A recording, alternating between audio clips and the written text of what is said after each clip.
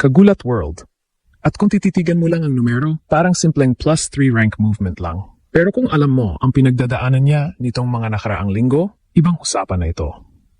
Mula sa pagbagsak niya sa mid-40s, matapos ang Miami Open, hanggang sa unti-unting pag-akyat ngayon, malinaw na ito ay hindi simpleng bounce back.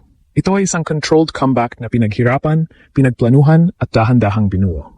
Sa latest live update, makikita na si Alex Ayala ay nasa number 39 with 1305 points. Hindi ito bigla ang swerte, hindi ito isang lucky run. Ito ay resulta ng sunod-sunod na solid performances na nagpapakita ng kanyang maturity sa laro. Hindi siya nagmamadali, hindi siya nagpipilit, pero tuloy-tuloy ang pag-angat. At dito nagiging delikado ang sitwasyon para sa kalaban, dahil ang isang player na galing sa pagbagsak ay kadalasang mas gutom, mas focused, at mas handang lumaban. Hindi na siya yung batang breakout star na sinusubukan palang patunayan ng sarili. Hindi na rin siya yung overwhelmed sa pressure ng top 30. Ang nakikita natin ngayon ay isang recalibrated fighter na may malinaw na direksyon at mas matibay na mentalidad. Mula sa career high number 29, bumagsak at ngayon ay nasa number 39 ulit, papalapit na naman siya sa elite zone.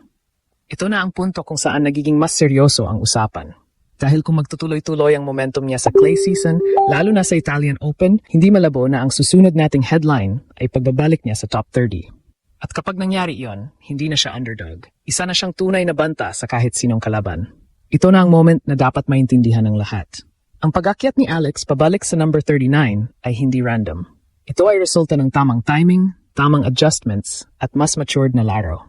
Matapos ang kanyang historic rise sa world number 29, dumating ang pressure at expectations. At gaya ng karamihan sa young players, dumaan siya sa natural dip at bumagsak sa paligid ng number 45. Ito ang bahagi kung saan maraming racing stars ang nawawala. Pero dito rin lumalabas ang tunay na karakter ng isang atleta.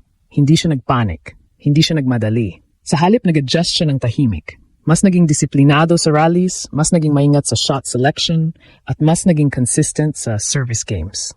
At ngayon, lumalabas ng epekto ng mga pagbabagong ito. Ang pag-akyat niya sa number 39 ay hindi lang dahil sa isang panalo kundi bunga ng consistency na unti-unting nagbubunga. Kung titignan ang ranking range na 30 hanggang 40, sobrang dikit ng laban. Isang malakas na tournament run lang ay sapat na para maitulak siya pabalik sa top 30. Pero higit pa sa numero, ang pinaka-importante ay ang pagbabago sa kanyang aura bilang player. Dati, siya ay racing star at underdog.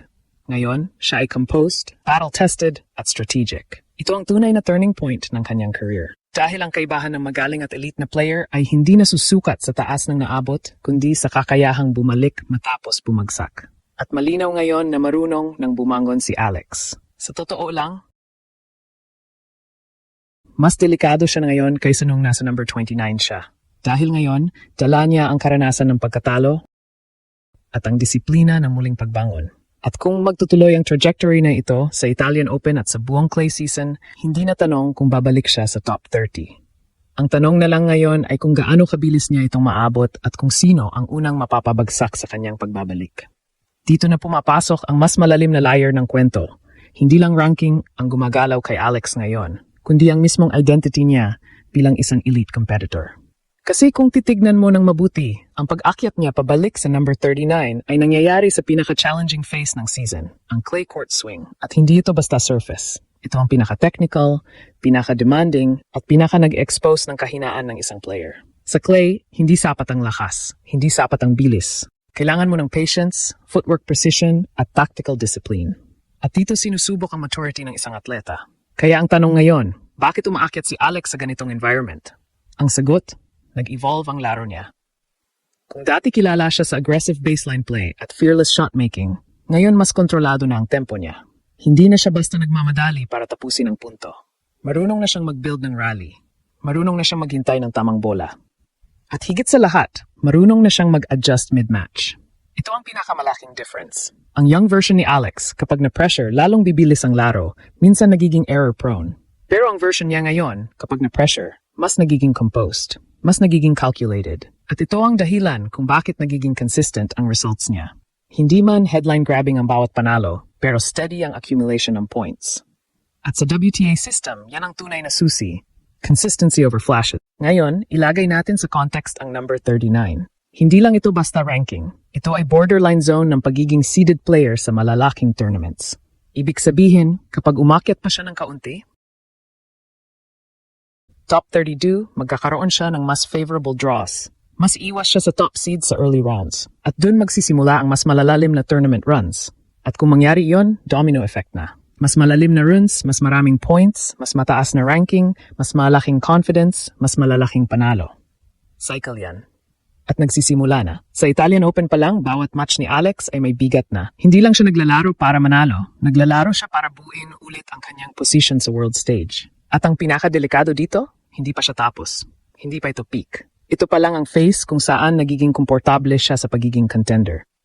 At kapag dumating ang moment na tuluyan niyang ma-embrace ang role na iyon, doon na talaga mag-iiba ang landscape. Kasi ang Alex na marunong na mag-adjust, marunong maghintay, at marunong mag-control ng laro. Hindi na yan future star. Immediate threat na yan. Ngayon tingnan natin ang mas malaking larawan, hindi lang para kundi para kay Alex, kundi para sa buong Philippine tennis. Ang pag-akyat niya pabalik sa number 39 ay hindi lang personal achievement. Ito ay simbolo ng isang shift. Isang pagbabago sa perception ng mundo tungkol sa Pilipinong atleta sa tennis. Dati ang narrative simple lang, promising, talented, pero kulang sa consistency sa highest level. Ngayon, nag-iiba na. Dahil sa ginagawa ni Alex, unti-unting nabubura ang duda. Hindi na siya basta Filipina prospect. Isa na siyang legit WTA competitor na kayang makipagsabayan sa mga established names. At mahalaga ito. Kasi sa world rankings, perception matters as much as performance. Kapag nakikita ng ibang players na consistent kang umaakyat, nag-iiba ang approach nila laban sa'yo. Hindi ka na basta tina-target. Hindi ka na basta minamaliit. Pinaghahandaan ka na. At doon nagbabago ang dynamics. Sa loob ng court, bawat laban ni Alex ngayon ay hindi na simpleng upset potential. Ito ay tunay na contest. May expectation na siya na lalaban hanggang dulo. May respeto na sa pangalan niya. At ang respeto na iyon, hindi binibigay, pinaghihirapan yan. Pero may mas malalim pang epekto. Ang momentum ni Alex ay nagiging inspirasyon sa next generation. Sa bawat pag-akyat niya sa rankings, mas dumadami ang naniniwala na posible ang global success para sa Filipino tennis players. Hindi na ito pangarap lang, nagiging blueprint na siya. At dito pumapasok ang pressure. Habang tumataas ang ranking, tumataas din ang expectations. Mas maraming mata ang nakatutok. Mas maraming gustong makita kung kaya niyang i-sustain ang momentum. Pero based sa trajectory niya ngayon, mukhang handa siya. Hindi na siya yung player na natututo pa lang sa spotlight. Siya na yung player na natutong mabuhay sa ilalim nito. At kung ipagpapatuloy niya ang ganitong klaseng laro, disciplined, composed at strategic, malinaw ang direksyon. Hindi lang top 30 ang target. Hindi lang top 20. Ang tanong na unti-unting lumalakas ngayon ay mas malaki. Hanggang saan ang kaya niyang marating? At sa bilis ng pag-adjust niya sa tibay ng mental game niya at sa consistency na pinapakita niya ngayon, isang bagay ang unti-unting nagiging totoo. Ang pagbabalik niya sa number 39 ay hindi ending ng kwento. Simula pa lang ito ng mas malaking pag-angat.